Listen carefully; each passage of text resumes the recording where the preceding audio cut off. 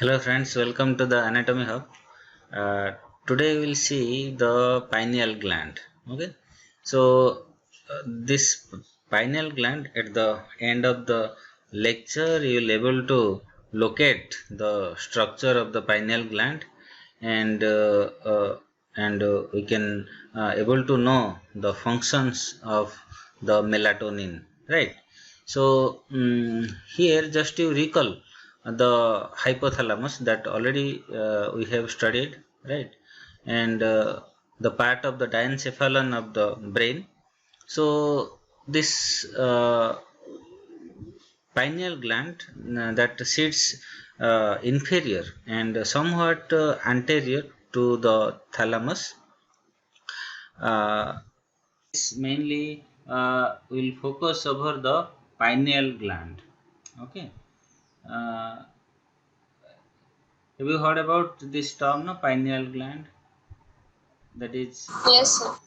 Uh, so we'll start endocrine system, mainly the pineal gland. It is pine shaped, no? Pine cone, no? Pineal gland. Okay. If you see physically, the gland looks like pine cone shaped, right? That's why the name is given as a pineal gland. Okay. So before going to the exact structures and function of this pineal gland, little bit neuroanatomy you have to uh, means the neuroanatomy, so that it will be easy to you, right, to understand the pineal gland. Okay. So as you know that here we have to draw the central nervous system. So here is your frontal lobe, then we'll find the parietal lobe, no, then we'll find the occipital lobe. Okay, then you'll find the temporal lobe. Okay, like this. Okay, and at this point you'll find there is the midbrain, then you'll find the pons, then the medulla, and the spinal cord down here, right? So this is your central nervous system, right? Now just back to this what is that your brain stem. Okay, so the brain stem is what? The stem that consists of your midbrain, your pons, and your what is that, medulla. Okay, and the medulla, right? And back to this, here you will find another structure. Okay, so this structure is known as your what? This is known as your, what is this structure? This is your cerebellum. This is cerebellum. Okay, so the cerebellum at the back side, upper to the cerebellum, here you will find the temporal lobe, and here you will find the occipital lobe, here you will find temporal lobe, this is your parietal lobe, and this is your frontal lobe. Okay, that means what you'll find over here, um, at this point you'll find the eyeball. No, suppose you just we are just extracting out this eyeball, no. Really it is not present, just physiologically present, that I am just presenting you. Okay, suppose here you will find the eyeball. Okay, and from this eyeball, as you know that there is some optic nerves, no, from the eyeball, right? They are just down towards the uh, brain, no. So this is your optic, what is that, nerve. Okay, so this optic, it is coming towards here, and at this point, okay, at the particular, at this point, what will find, there is a presence of your hypothalamus, right? Here what will find, this is your hypothalamus, right? And just behind to it, right, here you'll find another structure. the piece of gray matter, right? So this piece of gray matter is your thalamus. Okay, so this is thalamus and this is your hypothalamus, right? So this is one side of the thalamus, and another side of the thalamus will be supposed to be here like this. No, you'll find two hypothalami, no, and at the superior posterior corner, right? This is what thalamus, this is frontal, this is posterior, this is lateral, this is medial, right? Like that. Here this is the thalamus, this is anterior or frontal, this is posterior, lateral and medial, right? So at the posterior superior corner of the thalamus, right, here you will find a, a nucleus. No, here also you will find a nucleus, right? So nucleus is known as your habenular nucleus. Okay, and this habenular nucleus is what? It is a piece of gray matter that is present at the posterior superior corner of of the thalamus. Okay, and in between that, here you will find some of the axons from the habenular nucleus to the habenular nucleus. Okay, they are just communicating to each other. Okay, so these axons, they are known as the commissural fibers. Okay, they are known as commissural fibers. Okay, and just at this point you will find the gland. Okay, that gland is just hanging down and posteriorly. Okay, so this gland is your which gland? This is your which gland? This is your pineal gland. Okay, this is the position of your pineal gland. You will find another structure at the hypothalamus. Okay? You will find a crucial nucleus. You will find over here, right? So this nucleus is known as your suprachiasmatic nucleus. Okay, this is known as your suprachiasmatic nucleus. Okay, so this is a suprachiasmatic nucleus, right? And just below to that, at this point you will find another nucleus. No, this nucleus, this is your, what is that? Your paraventricular nucleus. Okay, find this nucleus. This nucleus is known as your paraventricular nucleus. Okay, so here you will find the suprachiasmatic nucleus, and here you will find the paraventricular nucleus. Okay, so these two nuclei that actually plays a crucial role, okay, to stimulate this pineal gland. Okay, now what you will see, the suprachiasmatic nucleus and the paraventricular nucleus, they are actually the part of your what? The part of your hypothalamus. Okay, this suprachiasmatic nucleus, that is actually, it is otherwise known as your biological clock. This is otherwise known as biological clock. Okay, means it is deciding the timing, okay, or the day night feeling. Okay, it gives the day night feeling, okay, to the brain. Okay, and so that's why it is known as your biological clock. Which one? Nucleus. Okay, so what happens here? These optic this point, they from the other side also, some of the nerves will they will just come. Okay, and these nerves, they just cross to each other over here. Okay, and here it makes the, what is that? Optic chiasma, right? And this optic chiasma, it makes the optic tract. Okay, and this optic tract, they actually runs lateral to the hypothalamus, okay, or lateral wall, okay, it is related to the lateral wall of the hypothalamus. They are going behind, okay, backward and towards the hypothalamus. Okay, so at this hypothalamus, okay, here it connects with a special type of nucleus that is present over here at the hypothalamic level. Okay, this nucleus is your, what is that, lateral geniculate body.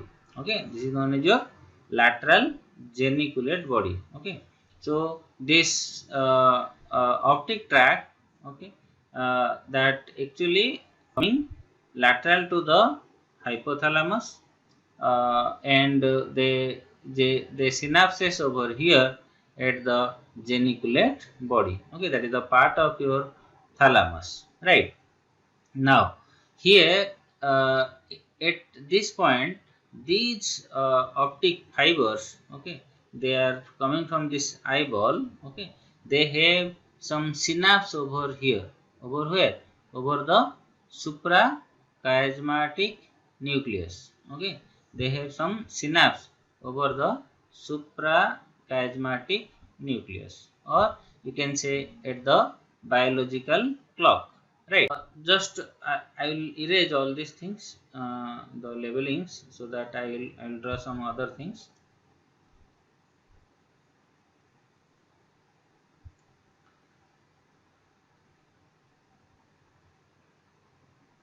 Okay, so here what you will find, suppose you will find two things, no, that is the light, no, that light actually passes towards the, what is that, eyeball.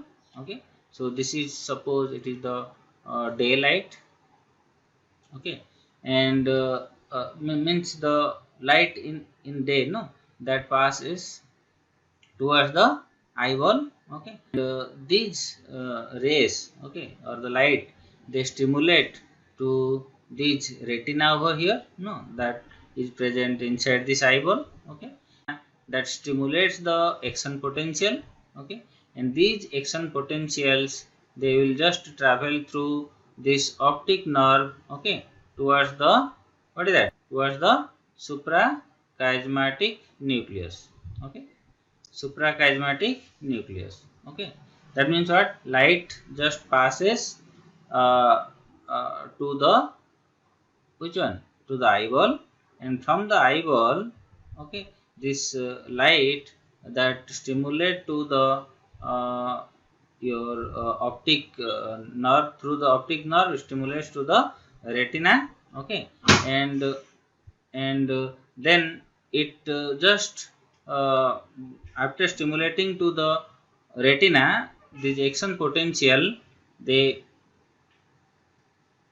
okay, they just travels through this optic nerve, and they reaches here, okay, at the suprachiasmatic nucleus. Okay, then this suprachiasmatic nucleus, this is actually the biological clock, right? So it will process this information, okay, and this information will send to the, what is that, paraventricular nucleus. Okay, after proper processing of these, what is that, light over here at the suprachiasmatic nucleus, that information will pass down towards the paraventricular nucleus. Okay, and from this paraventricular nucleus, right, so this is what nucleus.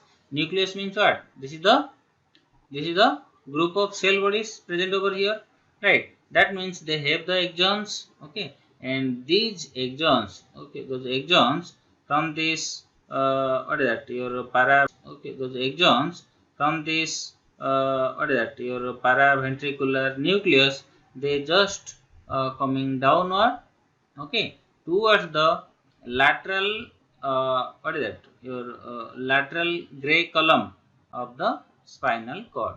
Okay, they are coming towards the spinal cord through the, what is that, lateral column.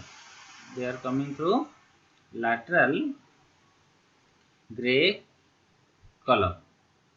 Okay, of the spinal cord, right? So these informations, they are downward, okay, downward towards the spinal cord through the lateral gray column, okay. Then these information, okay, they will go towards the a ganglion, okay, towards a ganglion, right? And that it is present over here, okay. Here we will find ganglion. What is ganglion?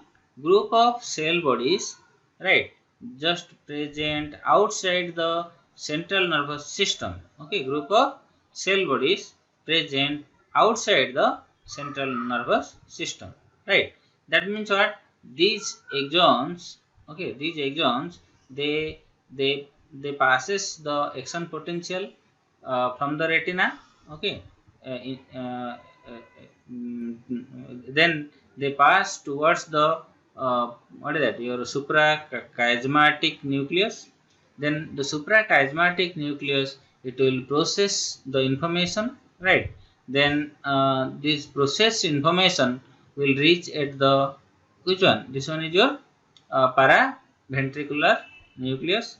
And from the paraventricular nucleus, this information, they will go down all along the brainstem, okay. And they will reach at the spinal cord. At which part of the spinal cord? At the lateral gray column of the spinal cord, right? And from the lateral gray column of the spinal cord, this information, they will go towards the ganglion, okay. That ganglion is present over here, okay. So the superior cervical ganglion, okay, they will reach at the superior cervical ganglion, right?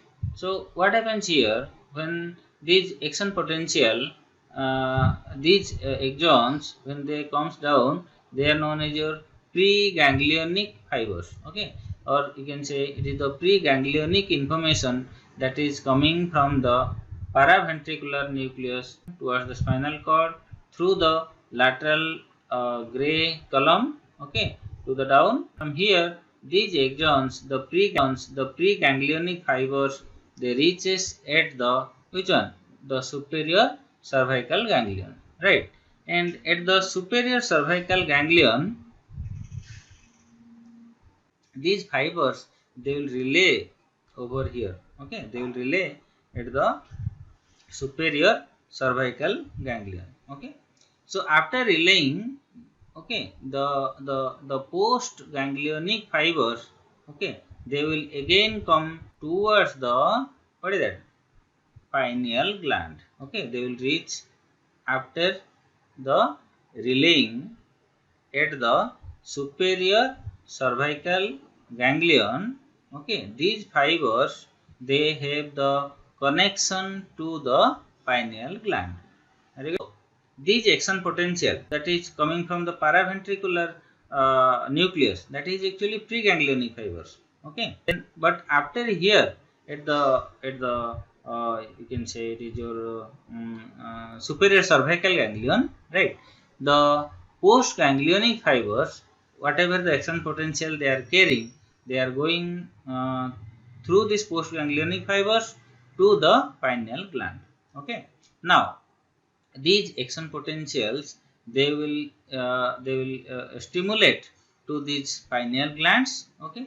And they will, after stimulation, what will happen there, it secretes the serotonin, okay. It will secrete what is serotonin, okay. And this serotonin, that will stimulate and to another enzyme, okay, or hormone, okay. And that hormone is known as your, so the melanin will be released, right? What happens here, the action potential through the postganglionic fibers, that will reach at the pineal gland, and the pineal gland will be stimulated over here, so that the serotonin will be released from this pineal gland, and that serotonin will stimulate, okay, to this melanin, and the melanin will be produced over here, right? And this melanin, it actually helps in, what is that, your circadian rhythm, okay. That helps in circadian rhythm, right? So how this happens, right? So here see, at the postganglionic fibers, these fibers, when it reaches at the pineal gland, okay, it releases norepinephrine. What it releases? It releases norepinephrine. Okay, so this norepinephrine, okay, that will the pineal gland, that will stimulate to pineal gland. Okay, so the pineal gland will release the serotonin. Okay, and the serotonin will stimulate and it will release the melanin. Okay, and these melanin they will again, okay, will do stimulation, they will do stimulation to the biological clock. Okay, so that will make your, what is that, your day night, no, or the sleep pattern, the awakening pattern, no, right? So sleeping or uh, awakening, that is depend upon the, what is that, melatonin, depend upon the, what is that, melatonin that released from this pineal gland. Pinealocyte, that is the cells of the pineal gland, uh, that cells make up the pineal gland, are known to produce and secrete the amine hormone. Okay, that amine hormone is known as your melatonin. Okay, which actually which is derived from your serotonin. Okay, so the secretion of melatonin that varies according to the level of light received from the environment. No, that already we have studied now, how it is producing and how it is just stimulating to the pineal gland by the help of your norepinephrine. So when the photos of light that stimulate the retina of the eyes, a nerve impulse that is sent to the region of the hypothalamus called as the suprachiasmatic nucleus, no, that already we have studied, which is important in regulating the biological rhythm. Okay, so from the suprachiasmatic nucleus, the nerve signal is carried to the spinal cord and eventually to the uh, pineal gland by the postganglionic fibers that is coming from the superior cervical ganglion. Okay, so where the production of the melatonin that is actually inhibited. So as a result, the blood level of the melatonin that will fall down and that will promote the wakefulness. Okay. In contrast, as light levels decline, okay, such as during the evening time, the melatonin production increases, and that is actually boosting the blood levels and causing the drowsiness. Okay, so the secretion of the melatonin that may influence the body's circadian rhythm. Okay, so the dark light fluctuations that affect not only the sleepiness and the wakefulness but also the appetite and the body temperature. Okay, and interestingly, the mainly the children, they have the higher melatonin levels than the adults. Okay, that's why they are always feeling drowsy, and whenever you will see the child, if you tap on his back, he or she can sleep very easily, right? So which may actually prevent the release of your, what is that, gonadotropins from the anterior pituitary. Okay, thereby it is inhibiting the onset of the puberty. Okay, so finally, an antioxidant role of the melatonin is the subject of today's research, or current research is going on. Jet lag occurs when a person that travels across several time zones and feels sleepy during the day, or the wakeful at the night time. No, So traveling across say multiple time zones significantly that disturbs the light dark cycle or the circadian rhythm, which is regulated by this melatonin. Okay, it can take up to several days for the melatonin to synthesis to adjust to the light dark patterns in the new environment. Okay, that will resulting in your jet lag. Okay, so some air travelers take melatonin supplements no to induce the sleep. So this is all about your adrenaline gland and its structure and function. So hope you got some idea about this pineal gland. So have a nice day. Please like, share and subscribe to get the new videos. Thank you. Bye bye.